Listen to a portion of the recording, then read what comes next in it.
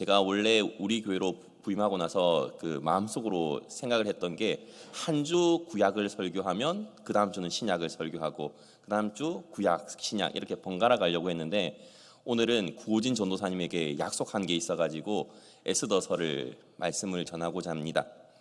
제목이 이렇습니다. 에스더서가 정경인 이유라고 정했는데요. 여기서 나오는 정경이 무엇인 줄 아십니까? 우리가 읽고 있는 성경 66권을 정경이라고 합니다. 정경 외에 어떤 책들이 있냐면 외경 또 여러 권 있고요. 위경도 여러 권이 있습니다. 그런데 이 에스더서가 정경인 이유가 참 재미있을 것 같지 않습니까? 왜냐하면 성경 66권 중에서 유일하게 여호와라는 단어가 한 번도 들어가 있지 않습니다. 게다가 하나님이라는 단어조차도 한 번도 들어가 있지 않은 성경은 에스더서뿐입니다. 우리가 흔히 좀 노골적인 책으로 이해하고 있는 아가서조차도 하나님이라는 단어는 없지만 여호와라는 단어는 있거든요. 그런데 여호와라는 단어와 하나님이라는 단어가 한 번도 없음에도 어떻게 성경 66권 안으로 들어올 수 있었을까 궁금하지 않습니까? 그것을 한번 오늘 함께 나눠보고자 합니다.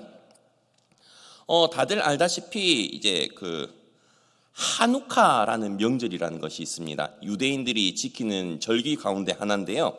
이 하누카 절기는 BC 165년 하스모 가문의 제사장 마티티아스의 네 아들이 혁명을 일으킨 것에서 비롯됩니다. 당시 반란을 일으켜서 시리아계 그리스인 안티오코스 4세를 물리치고 예루살렘 성전을 탈환한 것을 기념하면서 시작된 유대인들의 아주 중요한 명절이죠. 그리고 이것을 우리가 흔히 세계사를 배울 때 뭐라고 배우냐면 마카비 혁명이라고 배웠습니다. 혹시 기억나시는 분이 계신지 모르겠는데요. 성전을 되찾은 후에 우상 신상들을 치우고 불을 밝혀서 하나님 앞에 봉헌을 했었습니다. 그렇기 때문에 하누카라는 명절은 봉헌절이라는 의미도 지니게 되었습니다. 그런데 이때 성전을 정화하려고 등잔대를 찾아 불을 밝혔는데 당시 기름은 딱 하루밖에 사용할 수밖에 없었다고 합니다. 성전에서 사용할 수 있는 구별된 기름을 갑자기 만들 수도 없을 뿐만 아니라 성전 정화하는데 오랜 시간이 걸리지 않습니까? 그런데 기적이 일어났던 것입니다. 하루밖에 사용할 수 없었던 기름이 성전을 정화하는 기간 동안 꺼지지 않고 무려 8일 동안 불을 밝혀 주었기 때문입니다. 하나님의 역사하심 때문이겠죠? 그것이 바로 첫 번째 하누카 명절입니다. 그래서 하누카 명절 때는 보통 성경절기 때 사용하는 7가지 달린 촛대 대신에 9가지가 달린 촛대를 사용하는데 명절 첫날부터 시작하여 매일 밤 촛대에 초를 하나씩 불을 더해가면서 불을 밝히고 노래를 부르고 게임도 즐기고 음식을 먹는 절기입니다. 그런데 궁금하지 않습니까? 우리뿐만이 아니라 세계사를 배우고 있는 수많은 사람들이 마카비 혁명에 대해서 알고 있는데 이 절기는 왜 성경 66권에 들어가지 않고 하나님이라는 단어조차 없고 여호와라는 단어조차도 없는 이 에스더서가 들어가는지 말입니다. 성전을 다시 찾고 성전을 정화시키는 일 역시 아주 중요할 텐데 말이죠. 우리가 방금 읽은 에스더서의 배경이 되는 시대는 아하수에로 왕 시대입니다. 이 에스더 시대가 어떤 시대에 속하는가 하면 느헤미야 1장 1절에 등장하는 아닥사스다 왕이 이 아하수에로 왕의 후계자였습니다. 그리고 아하수에로 왕의 다음 왕이 바로 느헤미야 1장에 등장하는 것이죠. 거기다가 나중에 살펴보겠지만 에스더 전의 왕후가 와스디였습니다. 폐후가 된 와스디 왕후인데요. 이 와스디 왕후의 아들이 바로 아닥사스다 왕이라는 것입니다. 그렇기 때문에 이 에스더서의 배경은 느헤미야 조금 전이겠죠. 자, 그런데 이 에스더서에 등장하는 아하수에로 왕은 인도에서 에티오피아까지 총 127지역을 다스린 왕으로서 당시 수산에서 나라를 통치했습니다. 왕이 된 지 셋째 해 때 귀족들과 신하들을 위해서 잔치를 베풀었죠. 페르시아와 외대 온 지방에 군대 지강뿐만이 아니라 귀족들도 다 모았습니다. 이런 잔치가 180일이나 계속되었고 아하수에로 왕은 그만큼 자신이 수많은 귀족들을 불러서 잔치를 함에도 불구하고 자신의 재산이라든지 음식이 끊이지 않고 할 수 있음을 나타내기 때문에 어마어마한 부와 국력을 자랑하고 있었다는 것입니다. 게다가 그 180일의 잔치가 끝나자 신분에 상관없이 수산성 안에 있는 모든 백성, 남녀노소, 귀천을 떠나서 모든 백성을 초대해서 왕궁 정원뜰에서 7일간 잔치를 베풀었습니다. 온갖 휘황찬란한 의자와 그리고 잔을 준비해 놓고 마음껏 즐기도록 하는 것이죠. 그런데 왕후인 와스디 역시도 왕궁에 있는 여자들을 초대해서 잔치를 베풀었습니다. 남자면 남자, 여자면 여자, 누구나 할 것 없이 풍요롭고 부유한 상황을 설명해 주고 있었던 것입니다. 그런데 이러한 잔치를 할 수 있는 것은 어떤 것이 전제되어야 됩니다. 그것이 무엇이냐면 외부로부터 공격을 받지 않아야 왕과 모든 백성들이 이렇게 잔치를 할 수 있는 것 아니겠습니까? 그런 상황 가운데 왕은 신하들과 있을 때 왕후인 와스디를 부릅니다. 왜냐하면 너무나도 아름다웠기 때문에 사람들에게 자랑하고 싶었기 때문입니다. 그런데 문제가 생겼죠. 왕후가 왕에게 나오지 않았던 것입니다. 그래서 법과 제도를 잘 아는 사람에게 이런 경우 어떻게 하면 되겠는가 라고 물었죠. 그러니 무무관이라는 신하가 이렇게 말을 합니다. 와스디 왕후는 왕에게만 잘못한 것이 아니라 이 나라 모든 귀족과 백성들에게도 잘못을 했습니다 라고 말을 하는 것이죠. 왜냐하면 페르시아와 각 지방의 여자들이 왕후 와스디가 한 이야기를 듣게 되면 자신들도 남편의 말을 안 듣게 될 것이라는 것 때문이었습니다. 결국 이 나라의 기강이 흔들릴 수 있기 때문에 왕후 와스디는 반드시 그 죄값을 물어야 된다라고 말을 합니다. 그래서 와스디를 왕 앞에 나오지 못하게 폐후 처리를 하고 와스디를 대신해서 다른 왕후를 세우라고 하죠. 이것이 에스더서 1장까지의 내용이었습니다. 그리고 나서 왕이 전국 각 지방의 조서를 보내서 도성수산으로 여성들을 불러들이고 그 가운데 에스더가 눈에 들어가지고 왕후 와스디를 대신해서 왕후가 되지 않습니까? 그런데 우리는 이 에스더서를 살펴보면서 흔히 가장 먼저 머릿속에 떠오르는 이야기는 그 전 이야기도 있고 그 후 이야기도 있는데 바로 우리가 읽은 본문 안에 있는 죽으면 죽으리이다 이 말만 기억을 합니다. 지난번에 어성경 강사로 오셨던 김강현 목사님께서도 에스더서 설명을 하면서 짧고 굵게 죽으면 죽으리이다 이 이야기만 하다 가셨거든요. 자, 그런데 이 에스더서는 무엇을 주제로 읽어야 될까요? 단순히 죽으면 죽으리이다랄까요? 우리한테 죽으면 죽으리다 선교지로 나가라고 하시면 나가겠습니다. 이런 걸 원하시는 걸까요? 하나님께서? 단순히 하나님께서 그것을 원하셨다면 이 에스더서는 절대 성경 안에 들어가지 못하는 성경입니다. 이 에스더서가 성경 안에 들어간 이유는 이 에스더서를 통해서 하나님께서 하시는 일이 분명하게 드러났기 때문에 이 에스더서가 정경 66권 안에 들어왔다는 것을 우리 성도님들은 믿으시기 바랍니다. 그렇다면 하나님께서 이 에스더서를 통해서 하셨던 일이 무엇일까라는 것이죠. 그것은 바로 오늘 본문 뒤에 있는 이스라엘 백성들이 지키는 절기가 바로 이 에스더서를 통해서 나오기 때문입니다. 그것은 부림절이라는 절기죠. 그것이 이 에스더서를 통해서 생겨났고 이 부림절이 하나님께서 하셨다는 분명한 증거가 성경을 통해서 드러나기 때문입니다. 여호와라는 단어가 한 번도 없고 하나님이란 단어가 한 번도 없음에도 불구하고 하나님이 하신 역사가 드러나기 때문에 말입니다. 그렇기 때문에 죽으면 죽으리다라고 작정하고 결단했던 것은 사실 그 위인전과 같이 인물 중심적인 내용이라서 교훈적인 측면에서는 아주 좋습니다. 물론 그렇게 사는 것이 좋죠. 그런데 성경을 읽는 관점에서는 크게 유익하지 않다는 것을 생각해서 주셨으면 좋겠습니다. 왜냐하면 우리가 아는 에스더가 그렇게 믿음이 좋은 신앙인이 아니기 때문입니다. 성도님들의 기존 개념을 조금 제가 오늘 깨뜨릴 것 같습니다. 왜냐하면 에스더서의 배경을 하나하나씩 살펴보면 그것을 알 수 있습니다. 하지만 하나님을 믿는 신앙이 부족했던 에스더와 모르드게 그럼에도 불구하고 하나님은 이 에스더와 모르드게를 사용하여서 자신의 백성을 지켜주신 내용을 다루고 있다는 것입니다. 그렇다면 제가 왜 에스더에게 하나님을 온전히 믿는 믿음이 부족했는지 대해서 한번 살펴보도록 하겠습니다. 그리고 그것을 살펴보기 위해서는 에스더의 사촌인 모르드게도 함께 살펴보아야 됩니다. 에스더의 사촌인 모르드게는 히브리식 이름이 아닙니다. 바벨론 신인 마르둑에서 나온 말이죠. 모르드게라는 그 이름의 뜻은 마르둑을 섬기는 자라는 뜻입니다. 충격적이시죠? 자, 즉 마르둑을 섬기는 자라는 이름을 가진 이 모르드게란 그 사촌이 믿음이 좋은 집안 같아 보이지는 않습니다. 물론 모르드게 아버지의 이름은 야엘이라고 합니다. 자, 자막에 보면 이렇게 나올 텐데요.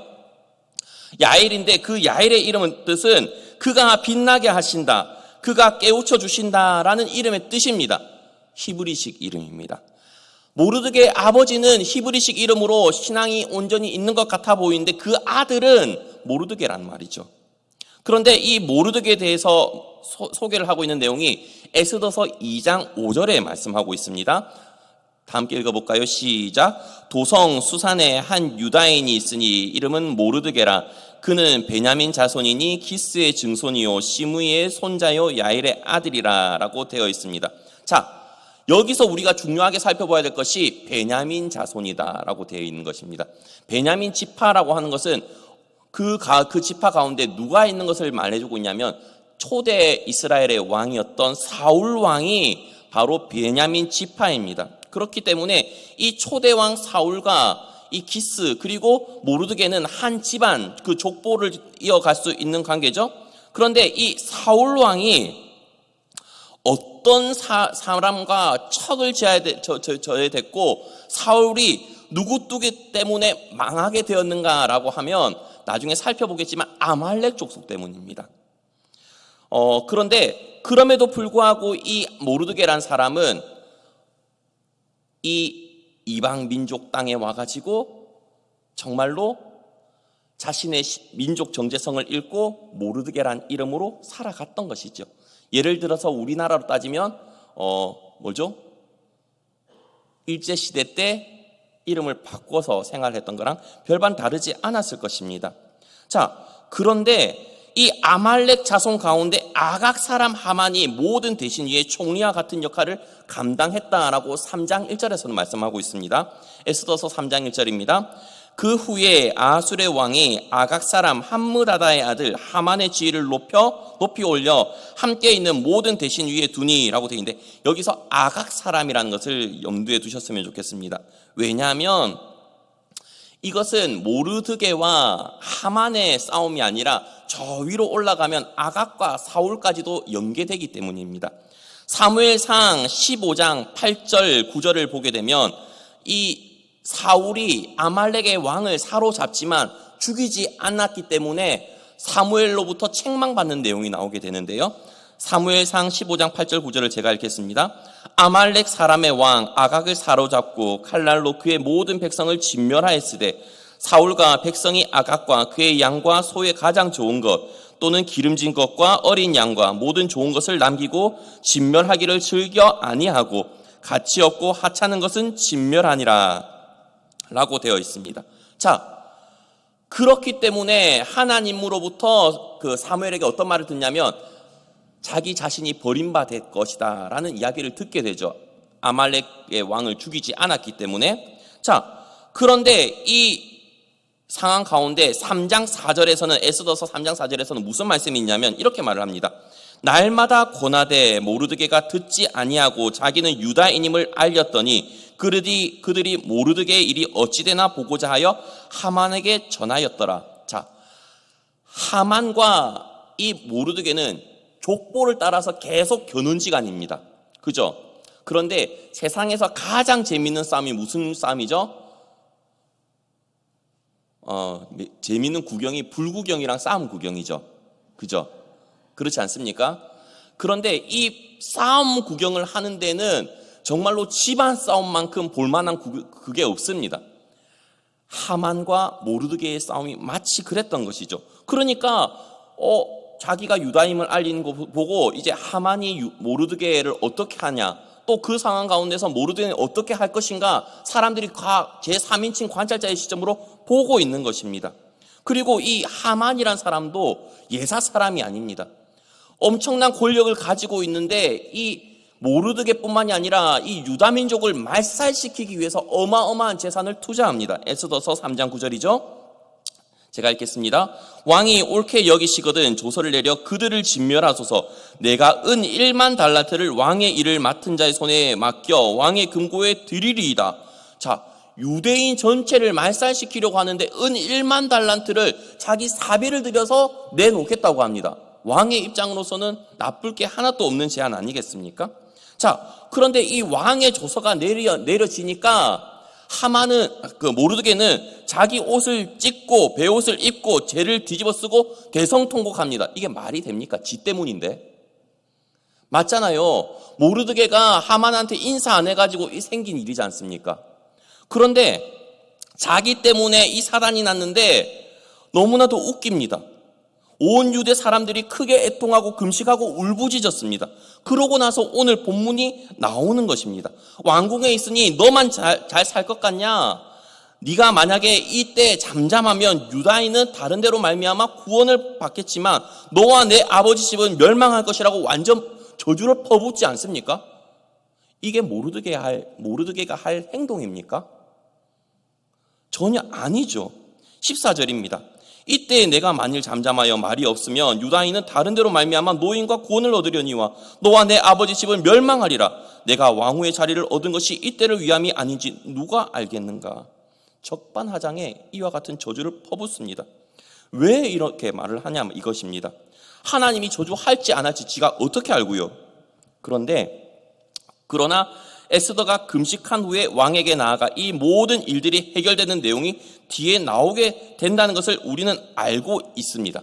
자, 그런데 그 뒷내용을 살펴보기 전에 조금 앞내용을 먼저 살펴봤으면 좋겠습니다. 이 에스더라는 이름이 히브리식 이름이겠습니까? 페르시아식 이름이겠습니까? 페르시아식 이름입니다. 별이라는 이름의 뜻이죠. 우리로 따지면 스타라는 뜻입니다. 자, 그런데 에스더서 2장 7절에는 그 에스더의 본명이 나오게 되는데요. 자, 다음과 같이 한번 다 같이 읽어볼까요? 시작. 그의 삼촌의 딸 하다사 곧 에스더는 부모가 없었으나 용모가 곱고 아리따운 처녀라. 그의 부모가 죽은 후에 모르드게가 자기 딸같이 양육하더라. 자, 에스더의 본래 이름이 뭐라고요?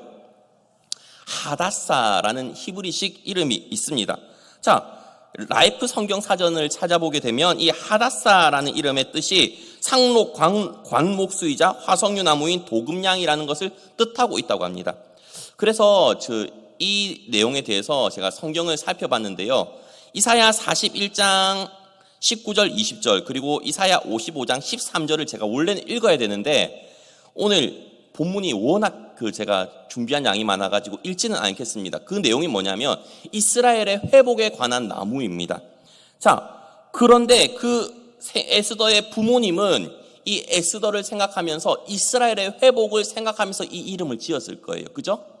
그런데 하나님의 약속을 믿고 있었는지 모르겠지만 모르드게보다는 그나마 자신의 딸의 이름을 그렇게 하다사라고 이름을 지어주면서 히브리 이름으로 지어주었는데 이 에스더는 자신의 정체성을 잃고 페르시아식으로 이름을 바꾸고 계속해서 살아가고 있다는 것을 우리는 알 수 있습니다.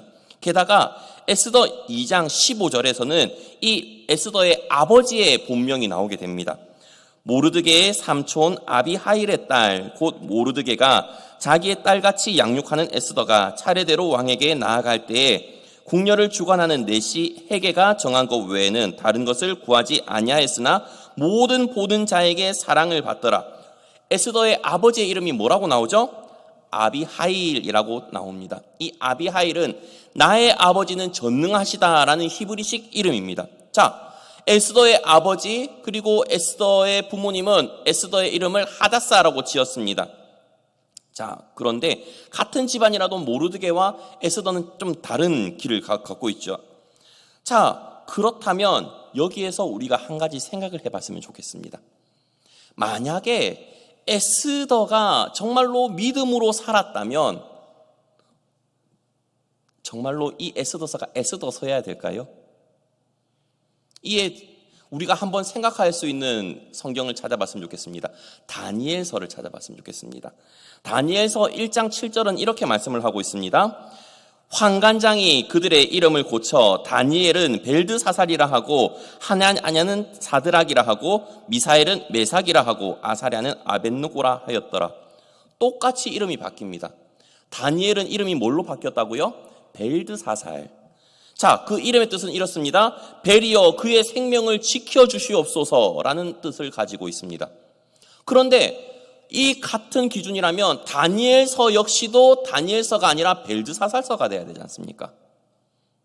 그렇죠? 그런데 왜 다니엘서는 다니엘서고 에스더서는 하닷사서가 아니라 에스더서일까요? 그것은 성경을 보면 자세히 알 수 있죠. 다니엘은 이름이 벨드사살로 바뀌어지지만 누가 보더라도 다니엘은 그 믿음을 지킨 정조를 가지고 있습니다. 다리오 왕이 다니엘을 음모에 의해서 어쩔 수 없이 사자굴에 집어넣지 않습니까? 성경을 보면 사자굴에 집어넣습니다. 그런데 6장 20절을 살펴보면 다음과 같은 말씀이 있습니다. 다니엘이 든 굴에 가까이 이르러서 슬피 소리 질러 다니엘에게 묻되 살아계신 하나님의 종 다니엘아. 자, 누가 다니엘의 이름을 인정해버리죠? 왕. 다리오 왕이 다니엘이라는 히브리식 이름을 인정해 준다는 것입니다. 그렇죠? 왕이 인정을 해주면 다른 모든 사람도 다니엘의 이름을 뭘로 인정해 줄까요? 벨드사살이 아닌 다니엘로 인정을 해주겠죠. 자, 그런데 그와 똑같이 포로 시대를 살아갔던 이 에스더는 자기도 이름이 바뀌었는데 그 믿음과 정조를 지키면서 자신의 신앙을 드러냈다, 못 드러냈다? 드러내진 못했기 때문에 하닷사서가 아니라 에스더서로 정경이 남아 있는 겁니다. 그렇기 때문에 에스더의 그 믿음이 부각되기보다는 하나님께서 이 에스더를 통해서 그리고 모르드게를 통해서 이 에스더서를 말씀하시고자 하는 내용이 가득가득 더 꾸역꾸역 집어져 있다는 것을 생각을 할 수 있는 것이죠. 자, 그렇다면 오늘 본문을 다시금 살펴봤을 때 원래 성경에서 금하고 있었던 것은 이방인과의 결혼입니다. 그죠? 그런데 에스더는 이방인과의 결혼을 했죠. 이방인과 결혼했지 않습니까? 그게 심지어 이방 왕이랑 결혼을 했지 않습니까? 보통 이방인과도 아니라 이방의 왕과도 결혼했습니다. 너무나도 어이가 없는 것 아니겠습니까? 나중에 살펴보겠지만 에스라서에 가게 되면 바벨론 포로에서 풀려났던 사람들이 자신의 처까지도 다시금 다 돌려보내는 상황이 발생하게 됩니다. 왜? 이방 사람과 결혼을 했기 때문에. 그런데 아무리 생각해도 죽으면 죽으리다라고요. 이것이 에스더서의 핵심 내용인 것 같다고요. 우리는 다시금 생각을 해봐야 되지 않겠습니까? 물론 당시 바사 제국의 법이 왕의 부름이 없는 상태에서 왕에게 나아가면 죽임을 당할 수 있는 법이죠. 바사 제국뿐만 아니라 어느 나라도 마찬가지입니다. 우리나라 역시도 조선시대 때 왕의 부름이 없이 왕에게 나아가면 그 앞에 군사들이 삼지창 들고 딱 막아서지 않습니까? 근데 생각을 해보십시오. 군사들이 막아서는 이유가 뭘까요? 왕의 생명을 지키기 위해서 그렇죠. 그렇기 때문에 음식에도 무슨 상궁이 있었죠? 기미상궁이라는 게 있지 않습니까? 혹시 음식에 독을 탈까봐. 이 당시도 우리 성경을 보게 되지만 포도주, 술 따르는 관원장, 왜? 술에 독을 탈까봐. 그죠? 그런 사람들이 따로 있었을 만큼 왕의 생명을 지키기 위해서 이런 법이 있는데 왕의 앞에 나아갔던 에스더가 왕의 생명을 설마 해치겠습니까? 절대 그럴 일은 없죠. 자, 우리가 살펴보면 에스더는 금식하면서 왕 앞에 나아갔습니다. 저를 비롯한 몇 분의 남자분들이 이 이야기에 공감해 주실지 모르겠는데요. 저는 아내가 이쁘다고 생각을 합니다. 제 아내가 이쁜데 아내는 한 번씩 촬영을 할 때 풀 메이크업을 한 번씩 돈 주고 할 때가 있습니다. 저는 도대체 그걸 왜 하는지 모르겠거든요. 왜냐하면 저는 그렇게 풀 메이크업 한 아내의 모습보다 메이크업 베이스만 바른 아내의 모습이 훨씬 이쁩니다. 공감을 하실지 모르겠는데, 약간 여자들이 밥을 굶고 뭔가 초췌해졌을 때 남자들은 보호 본능을 일으키기도 합니다. 아멘 하시는 남자분들이 아무도 안 계신데 저는 그렇습니다. 그렇기 때문에 약간 밥을 굶고 왕한테 나아갔을 때 왕후 에스더가 이뻐 보였을까요? 안 이뻐 보였을까요? 이쁘게 보였을 겁니다. 그 누구보다도 이쁘게 보였을 겁니다. 게다가 더 증거를 한 가지 더 들어볼까요? 자, 왕후 와스디를 폐위했던 이유가 무엇입니까? 자기가 불렀는데 안 왔기 때문에 폐위했잖아요. 그죠? 그런데 왕 입장에서는 에스더를 부를 수가 없습니다. 왜? 또 불렀는데 안 오면 폐위시켜버려야 되잖아요. 공감하세요? 무슨 말인지 이해가 되시죠? 불렀는데 안 오면 폐위시켜야 되니까 부를 수도 없고 안 부를 수도 없고, 얼굴은 보고 싶은데 이러지도 못하고 저러지도 못하는 남자의 마음을 아십니까? 그런데 부르지도 않았는데 알아서 자진납세하듯이 온 에스더 얼마나 이쁘겠습니까? 자기 보고 싶어서 왔다는데. 그러니까 왕의 고백이 뭐라고 하죠? 에스더서 5장 1절부터 3절에 나와 있습니다. 다 함께 읽어볼까요? 시작. 제3일에 에스더가 왕후의 예복을 입고 왕궁 안뜰 곧 어전 맞은편에 서니 왕이 어전에서 전문을 대하여 왕자에 앉았다가 왕후 에스더가 뜰에 선 것을 본즉 매우 사랑스러움으로 손에 잡았던 금규를 그에게 내미니 에스더가 가까이 가서 금규 끝을 만진지라. 왕이 이르되 왕후 에스더여, 그대의 소원이 무엇이며 요구가 무엇이냐? 나라의 절반이라도 그대에게 주겠노라 하니. 왕이 왜 이랬을까요? 보고 싶은데 왕후 와스디 때랑 너무나도 다르게 알아서 와주니까 자기의 마음을 긁어주는 거예요. 안 그래도 보여주고 싶었는데, 안 그래도 자랑하고 싶었는데 알아서 오니까 나라의 절반이라도 주겠다 이렇게 하지 않습니까? 너무나도 좋았을 것입니다. 만약에 울며 금식하지 않았더라도 알아서 왔기 때문에 왕은 에스더를 사랑하고 나라의 절반까지도 주겠다라고 했을 것입니다. 그런데 자, 에스더서를 봤을 때, 오늘 본문부터 끝까지 봤을 때 금식했다는 말은 있는데 기도했다는 말이 있을까요? 없을까요? 없습니다. 에스더서를 자세히 살펴보면 금식했다는 말은 있지만 기도했다는 말은 없습니다. 또 재미있지요? 에스더가 사람들에게 요청할 때 뭐라고 요청하냐면, 유다인들을 다 모으라고 해놓고 16절에 찾아보진 않겠습니다. 나를 위하여 금식하라고 합니다. 유다인들을 다 모아가지고. 왜 자기를 위해서 금식합니까? 자신의 민족을 위해서 기도해야죠. 하나님께 도움을 구하는 기도를 해야 되는데 나를 위하여 기도하라라고 성경을 보면 나와 있습니다. 이게 믿음의 행동인가요? 그러고 죽으면 죽으리다라고요? 절대 그렇지 않은 것 같습니다. 저는 오늘 본문을 보면서 또 생각나는 내용이 있습니다. 무슨 내용이냐면 사사시대 때가 생각이 납니다. 하나님께서는 비록 자신을 온전히 섬기지 않는 백성이라 할지라도 하만의 음모로부터 자신의 백성을 지키기 위해서 에스더에게 지혜를 주셨고 모르드에게 또한 지혜를 주셨습니다. 사사시대 때에도 블레셋 사람들한테 법궤를 빼앗기지 않습니까? 그죠? 법궤를 빼앗겼을 때에도 하나님은 스스로 하나님이신 것을 증명하면서 이리저리 다니셨습니다. 그렇기 때문에 에스더에서도 마찬가지로 하나님은 스스로 일을 하셨습니다. 에스더에게 지혜를 주셨고 또한 왕에게는 잠을 못 자게 해가지고 굳이 그 밤에 왕의 역대 일기를 읽게 하셨고 모르드게를 존귀하게 만드시고 음모를 꾸민 하만을 오히려 죽여버린 내용을 다루고 있는 것 아니겠습니까? 그것이 불임절 아닙니까? 불임이라는 단어는 아시는 분들은 아시겠지만 제비라는 것입니다. 이 하만이 언제 얘네들 죽이지 제비 뽑기 해가지고 날짜 달짜 정한 날, 그런데 그날이 역전의 날이 돼버렸기 때문에 불임절이라는 것입니다.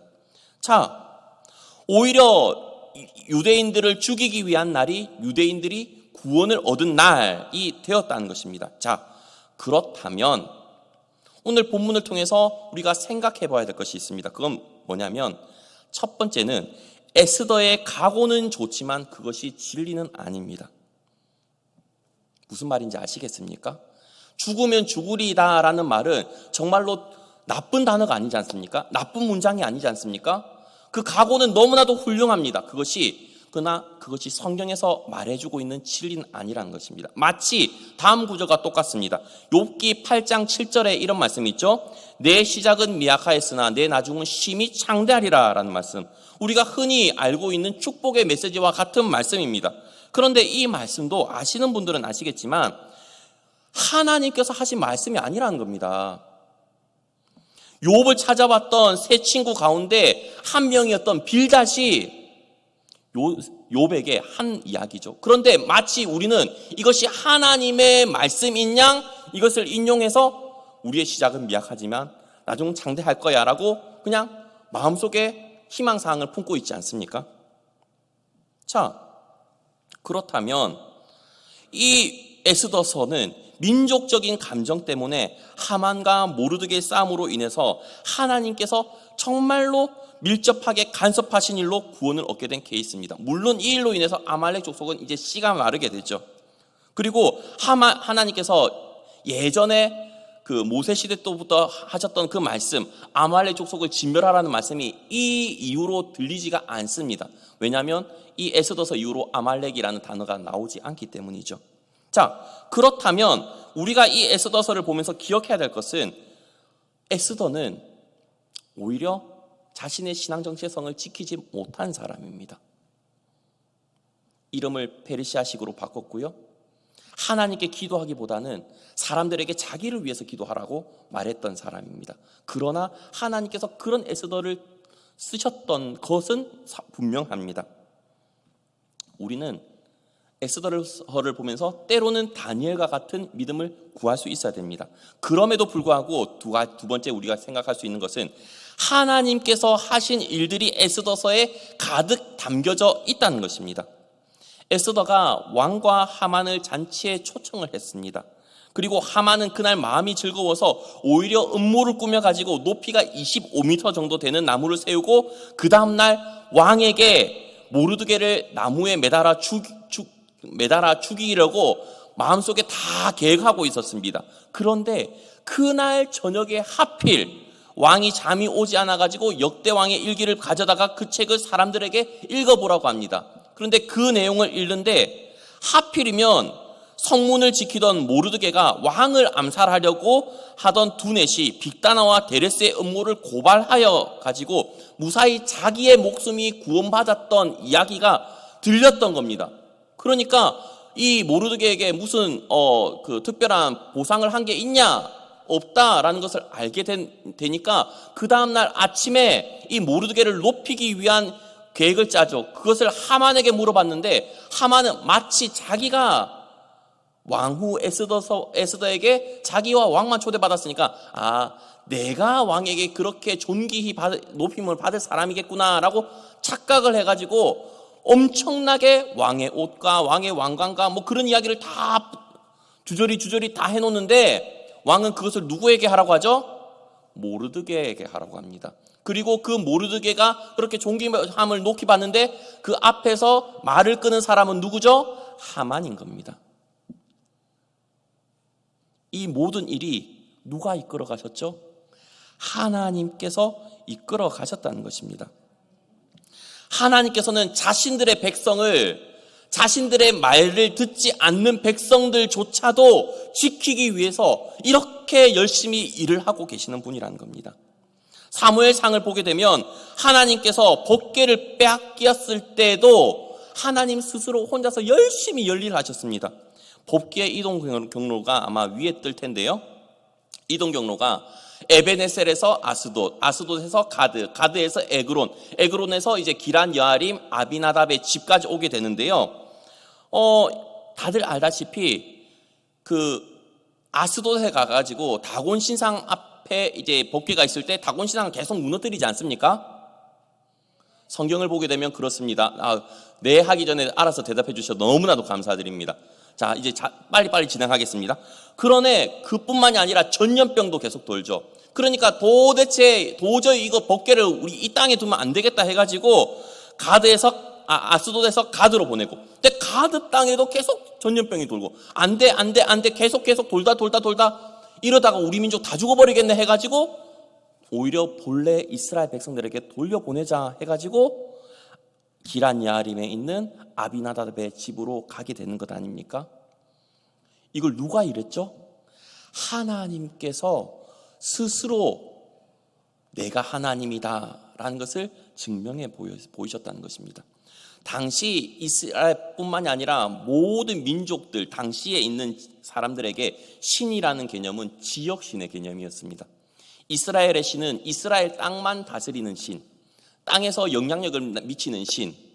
그런데 하나님께서는 스스로 블레셋 땅 그리고 페르시아 땅까지 가가지고 나는 지역신이 아니라 온 만주의 주요 만군의 왕이라, 온 세상을 다스리는 참신이라는 것을 증명하고 계시다는 것입니다.